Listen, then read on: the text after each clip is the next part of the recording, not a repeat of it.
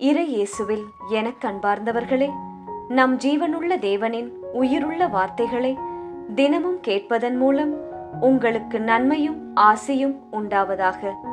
இன்றைக்கு நம் உள்ளத்தில் ஆண்டவர் பேச விரும்புகிற திருவசனம் திருப்பாடல்கள் 119 அதிகாரம் 107 திருவசனம்.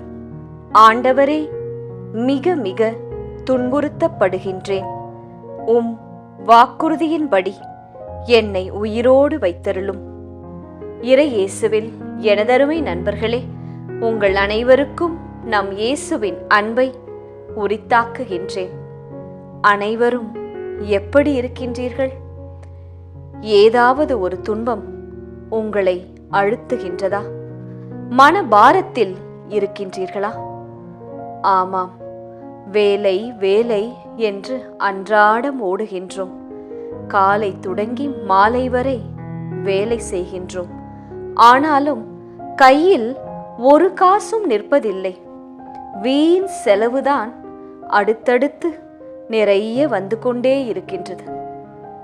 அன்றாடம் இது போன்ற வசனங்களை கேட்கும்போது மட்டும், அந்த நேரம் மட்டும், சில மணி நேரங்கள் மட்டும் மனம் ஏதோ ஒருவித ஆறுதல் அடைகின்றது.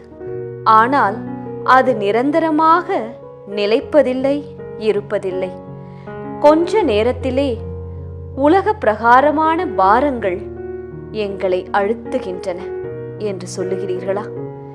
இந்த பூமியில் நாம் வாழும் வரை நமக்கு உபத்திரவம் உண்டு. இதை நான் சொல்லவில்லை, நம் இயேசு கிறிஸ்துவே சொல்லியிருக்கிறார். அது மட்டுமல்லாமல், நீங்கள் என்னை பின்தொடர விரும்பினால் உங்களுக்கு உபத்திரவம் உண்டு. உங்கள் சுமைகளை தூக்கிக் கொண்டுதான் என்னை பின்தொடர வேண்டும் என்றும் கூறியிருக்கிறாரே. ஆனாலும் இன்னொரு ஆறுதலான வார்த்தையையும் நமக்கு கொடுத்திருக்கின்றார். உங்களுக்கு சுமை இருந்தாலும், உங்களுக்கு துன்பம் இருந்தாலும் பயப்படாதீர்கள், திடமனதாயிருங்கள், நான் காத்துக்கொள்வேன். ஏனெனில் சதா காலமும் நான் உங்களோடுதானே இருக்கின்றேன் என்பதாயும் நமக்கு வாக்கு கொடுக்கின்றார் நம் இயேசு. இப்படி இருக்க இன்று சங்கீதக்காரர் ஆண்டவரிடம் என்ன கூறுகிறார் என்று கேட்போம் வாருங்கள். ஆண்டவரே, மிக மிக துன்புறுத்தப்படுகின்றேன்.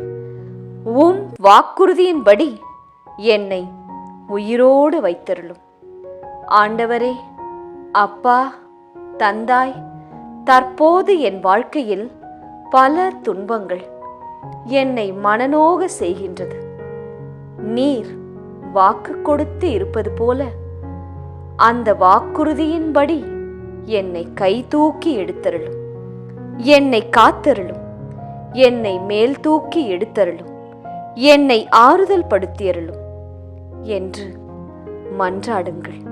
ஏனெனில் சங்கீதக்காரர் அவ்வாறுதான் மன்றாடினார். அவரின் மன்றாட்டுக்கள் தான் இன்றைய திருவசனம். நம் பெற்றோர் சில சமயம் நம்மிடம் கூறியிருப்பார்கள், உனக்குத்தான் இதை கொடுப்பேன், அந்த வீடு உன் அண்ணனுக்கு, இந்த நிலம் உனக்கு, அந்த வீடு உன் அக்காவுக்கு என்பதாய் பேசியிருப்பார்கள். முடிவு பண்ணி உங்களிடம் கூறியிருப்பார்கள்.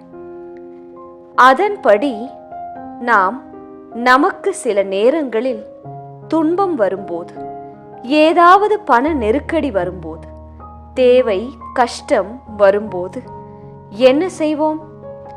நாம் ஏன் வெளியில் சென்று கடன் வாங்க வேண்டும்? தெரியாதவர்களிடம் ஏன் கை நீட்ட வேண்டும்? ஏன் வட்டிக்கு வாங்க வேண்டும்? நம் பெற்றோர்களிடமே சென்று கேட்போம். எனக்கென்றுதானே வைத்திருக்கிறீர்கள், அதை எனக்கு இப்போது கொடுத்தால் உதவியாக இருக்கும் என்று நம் நிலைமையை எடுத்து கூறி நம் பெற்றோரிடமோ உடன் பிறந்தோர்களிடமோ கேட்கும் குடும்பங்கள், மனிதர்களை நாம் பார்த்திருக்கின்றோம். நான் தேவையில் இருக்கின்றேன், இதுபோன்று சமயத்தில் எனக்கு கொடுத்தால் பெரும் உதவியாக இருக்கும் என்று சங்கீதக்காரர் ஆண்டவரை நோக்கி இன்றைய வசனங்களை கூறுகிறார். ஆண்டவரே, மிக மிக துன்பப்படுகின்றேன், மிக மிக சோர்ந்து போயிருக்கின்றேன், மிக மிக கைவிடப்பட்ட நிலையில் இருக்கின்றேன். வாக்குறுதியின்படி எனக்கு வாக்கு தந்தீரே, அதன்படி என்னை காத்தருளும், என்னை உயிரோடு கைதூக்கி அருளும் என்று ஆண்டவர் சொன்ன வாக்கையே மேற்கோளாக காட்டி அவரிடமே ஜெபிக்கின்றார் சங்கீதக்காரர். என்னை காத்தருளும் என்று மன்றாடுகின்றார், உரிமையாய் ஜெபிக்கின்றார். நிச்சயம் இயேசு கிறிஸ்துவும் நாமும் அவரை போல ஜெபிக்கும் போது, சங்கீதக்காரரைப் போல நம் கர்த்தரிடம், தகப்பனிடம், ஆண்டவரிடம் ஜெபிக்கும் போது நம் ஜெபத்தையும் கேட்பார், நம்மை மீட்டு எடுப்பார். ஜெபிக்கலாமா? இயேசுவே, எங்கள் ஆண்டவரே, நான் மிகவும் உபத்திரவப்பட்டு இருக்கின்றேன். உம்முடைய வசனத்தின்படியே சங்கீதக்காரரைப் போல் நானும் இந்த நிமிடம் உம்மிடம் என் துன்பங்களை எல்லாம், என் தேவைகளை எல்லாம் சமர்ப்பித்து ஜெபிக்கின்றேன். என்னை உயிர்ப்பியும், எங்கள் குடும்பத்தை காத்தருளும். இயேசு கிறிஸ்துவின் பெரிதான நாமத்தின் நிமித்தம் ஜெபிக்கிறோம். ஆமென். ஒவ்வொரு நாளும் உங்கள் உள்ளத்தில் ஆண்டவர் பேச விரும்புகிற இறை வார்த்தையை தெரிந்து கொள்ள ரோசரி பிரேயர்ஸ் சேனலை சப்ஸ்கிரைப் செய்யுங்கள். மேலும் உங்கள் நண்பர்கள் மற்றும் உறவினர்களுடன் ஷேர் செய்யுங்கள். நன்றி.